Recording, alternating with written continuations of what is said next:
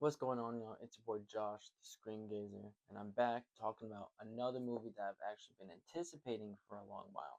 Now, if my voice sounds a bit weird, I think I'm coming down with a little bit of cold, so sorry about that. Ugh, brother, ugh. The show must go on. So, like I said, a movie been anticipating for a long time.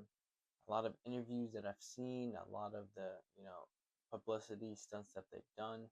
Not like I'm not talking about like crazy drama, hint hint, but it's just them going on interviews and late night shows talking about this movie is good and there's a twist in the movie, but no one will say what it is, and I'm like, all right, so they're really making it clear that something happens in the movie that changes the whole dynamic of the movie.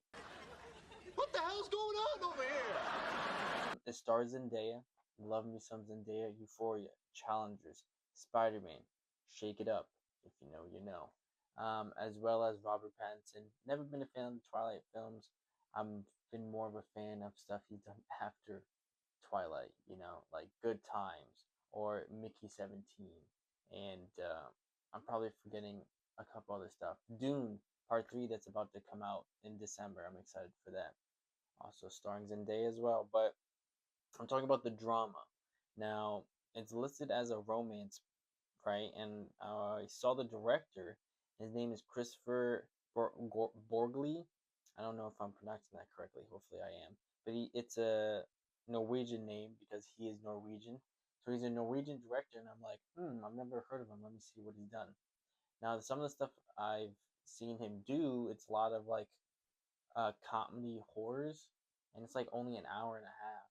And I'm like, okay, they're pretty short, like comedy horrors. So he kind of likes that aspect. Literally, like the last three movies he's done. That's where like the label of the genre. I'm like, okay. Stars Zendaya and Robert Pattinson. They are the two stars of this movie. They are an engaged couple about to get married.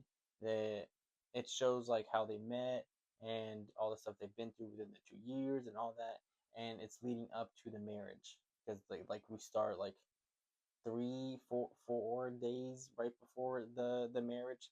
So you're kind of getting a sense of, all right, they're in love. You can see what's going on until some type of news happens. Now, I'm not going to spoil it because, like I said, all these interviews, late night shows are like, oh, something crazy happens and you don't even expect it. It's out of left field and it changes the dynamic of the relationship. And it does. It absolutely does. It's something that caught me off guard because I'm like, I don't know. It's good to go into movies like this if you don't know what's going on. Granted, it's an engaged couple and something happens, right? But I wasn't expecting what happened or the news that was about to be like broken or shared. And when it comes to both their characters, Zendaya plays Emma Harwood and Robert Pattinson plays Charlie Thompson, and Robert Pattinson actually plays like he's actually able to play a British person, which in his roles he usually isn't. He has like an American accent.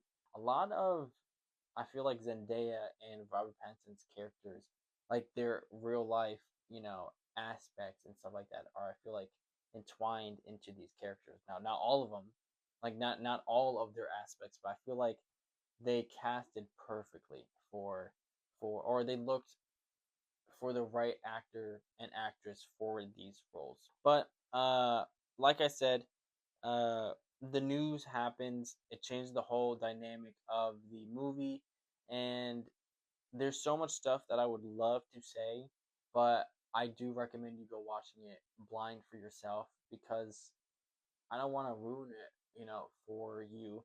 But there's a lot of themes of, US culture and how it has affected our youth, and with that, affecting our youth and the brainwashing and all of that, like how does it affect them growing up and becoming the adult that you are inevitably going to become?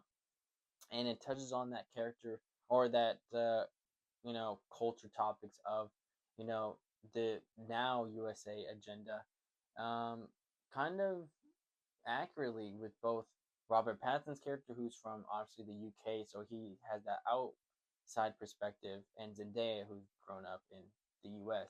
They both kind of come together, and it's the theme and the beauty of them talking about it and showcasing it in a way where it doesn't seem like, yeah, we've talked about this, we know, but it's something that's urgent, and then something that needs to be talked about. And I know that sounds a bit like vague or morbid or whatever, but like I said, the news is supposed to be a bit disturbing.